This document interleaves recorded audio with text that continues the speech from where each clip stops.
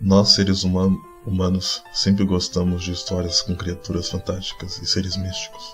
Não é à toa que o homem de antigamente passava horas e horas observando as estrelas para conseguir achar uma resposta sobre os fenômenos da natureza. Foi então que ele começou a encontrar desenhos no céu e toda a sua imaginação veio à tona. Neste momento em que o homem descobre algo, surgem as primeiras histórias mitológicas.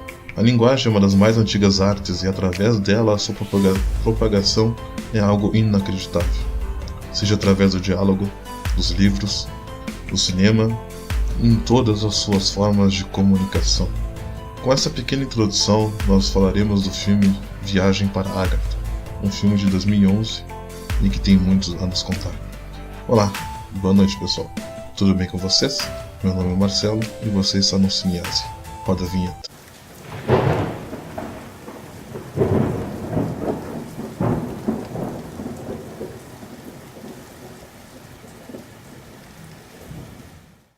Informações gerais do filme. O filme Viagem para Agartha é um filme de 2011 do renomado diretor Makoto Shinkai, famoso pelo seu filme 5 cm por segundo e entre outros filmes. Ele é reconhecido como poeta visual simplesmente pelo visual dos seus filmes e como é tratada a forma do amor. E também a drama que acontece em todos os seus filmes, que é uma das características muito pertinentes desse diretor. O filme Viagem para Agartha foi nomeado para o prêmio de melhor filme de animação da 5ª edição do Asia Pacific Screen Awards. O filme conta a história de Azuna, uma jovem que foi forçada a crescer rapidamente. Seu pai morreu tragicamente, enquanto sua mãe, uma enfermeira, ela trabalha longos turnos em um hospital. Azuna gasta seus dias solitários ouvindo músicas misteriosas que emanam de um pequeno receptor dado pelo seu pai como uma lembrança. Agartha seria um reino situado no coração da Terra. Nesse sentido, a crença estaria associada às grandes teorias da Terra Oca e à cidade sagrada de Shambhala. Shambhala acha-se associada ao eixo primordial mitológico de um povo ou cultura, sendo uma das 8 cidades sagradas localizadas na 4ª dimensão, como entende na sua tradição ocultista, baseada nos textos de budismo, como se fosse um paraíso terrestre, em outras palavras. Os habitantes desse mundo, a partir dos documentos que se tem registrado, deixaram a superfície desse mundo há 100 mil anos atrás, depois da guerra entre os Atlantes e os Lemurianos, as duas grandes civilizações que dominavam a Terra naquele tempo. Entre as raças da humanidade, desde o alvorecer dos tempos, existe a tradição de uma terra sagrada ou paraíso terrestre, onde os mais elevados ideais da humanidade são realidades vivas. Este conceito é encontrado nos escritos mais antigos e mais tradições dos povos da Europa, da Ásia Menor, da China, da Índia, do Egito e das Américas, ou seja, nos 4 cantos do mundo. Este ideal era alguma idealização do homem, por assim dizer. Essa terra sagrada poderia ser conhecida por pessoas merecedoras, puras e inocentes, razão pela qual constitui o tema central dos sonhos da infância. Ou seja, não era qualquer um que tinha o acesso a esse mundo, que na verdade este mundo ideal seria tão somente para as pessoas merecedoras. Por essa ideia ser tão difundida pelo homem, em alguns locais ela tem nomes diferentes.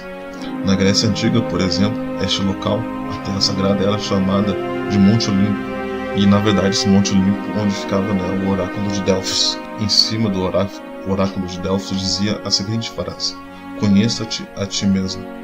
Também teve, nos tempos védicos primitivos, era chamada por vários nomes, tais como Pico da Pedra Preciosa, a Montanha de Ouro, Monte Meru, Lar dos Deuses do hinduísmo e entre várias outras denominações que o homem deu para este lugar perfeito na Terra. Mitologia e ressuscitação dos mortos. O ser humano é um ser muito curioso por sua natureza.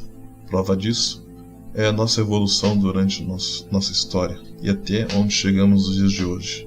Porém, tem algumas coisas que o ser humano sempre irá querer e que talvez num futuro distante ou próximo não vai ser a nossa realidade.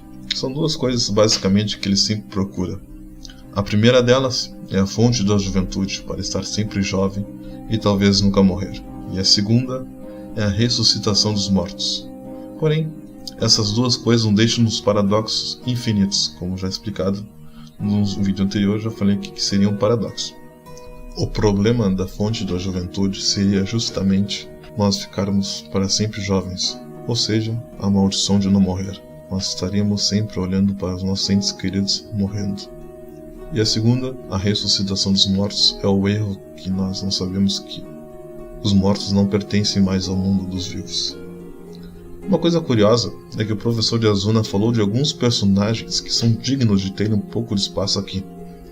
Ele falou de Izanagi e Orfeu. Izanagi é uma divindade da mitologia japonesa. Antes do mundo existir, havia apenas o caos. Quando os deuses superiores geraram Izanagi e Izanami, eles agitaram com uma lança incrustada de pedras preciosas o mar de água salgada abaixo deles, quando estavam sob a ponte flutuante celestial, e quando levantaram a lança, as gotas de água formaram a primeira ilha, que foi chamada de Onogoro, a primeira terra firme. Izagani e Izamani geraram todos os outros kamis, que são deuses do mundo. Mas Izagani morreu ao dar à luz a encarnação do fogo. Perdido em raiva, Izanagi matou Kagushi. Sua morte também criou dezenas de divindades. Izagani, inconformado com a morte de Izanami, empreendeu uma viagem a Yomi, ou a Terra Sombria dos Mortos. As saídas da Terra Sombria dos Mortos são guardadas por terríveis criaturas e onde os mortos vão para aparentemente apodrecer por tempo indefinido. Uma vez caída lá, a alma nunca mais poderá voltar à Terra dos Vivos. Ela, prometendo retornar, diz que vai para o submundo e que ele não poderia ir, tendo de esperar. Izagani espera, mas depois de muito tempo resolve quebrar a sua promessa e vai atrás de Izanami. Inicialmente, Izagani não poderia vê-la porque as sombras a escondiam, mas ele pediu a Izanami para ela voltar com ele. Porém, ela disse que era tarde demais, pois já havia comido o alimento submundo e que pertencia agora à Terra dos Mortos, ou seja, ela não poderia voltar mais à vida. Ou seja, pessoal, aqui nós vemos claramente a distinção entre o mundo dos vivos e o mundo dos mortos. Orfeu. Orfeu era o poeta mais talentoso que já viveu. Quando tocava sua lira que seu pai lhe deu, os pássaros paravam de voar para escutar e os animais selvagens perdiam o medo. Orfeu apaixonou-se por uma mulher chamada Eurídice e casou-se com ela. Mas Eurídice era tão bonita que pouco tempo depois do casamento atraiu um apicultor chamado Aristeu. Quando ela recusou suas atenções, ele a perseguiu. Tentando escapar, ela tropeçou em uma serpente que a mordeu e a matou. Orfeu ficou transtornado de tristeza. Levando sua lira, ele teve a ideia de ir até o mundo inferior para tentá-la trazê-la de volta. A sua canção convenceu o barqueiro Caronte a levá-lo vivo pelo rio Estinge. Para quem não sabe, Caronte era um transportador, abre aspas, que levava as pessoas para o mundo dos mortos. O que exigia dele era pagamento, as moedas no caso. Em seguida, a sua lira adormeceu com Cébera, de 3 cabeças que vigiava os portões do inferno. Em seu tom carinhoso, aliviou os tormentos dos condenados. Encontrou muitos monstros durante sua jornada e os encantou com seus encantos. Finalmente, Orfeu chegou ao trono de Hades. O rei dos mortos ficou irritado ao ver com quem tinha entrado em seu domínio, mas a agonia de Orfeu e da sua música o comoveu e ele chorou lágrimas de ferro. Sua esposa, a deusa Persefone de Hades, implorou-lhe que atendesse o pedido de Orfeu. Assim Hades atendeu seu desejo.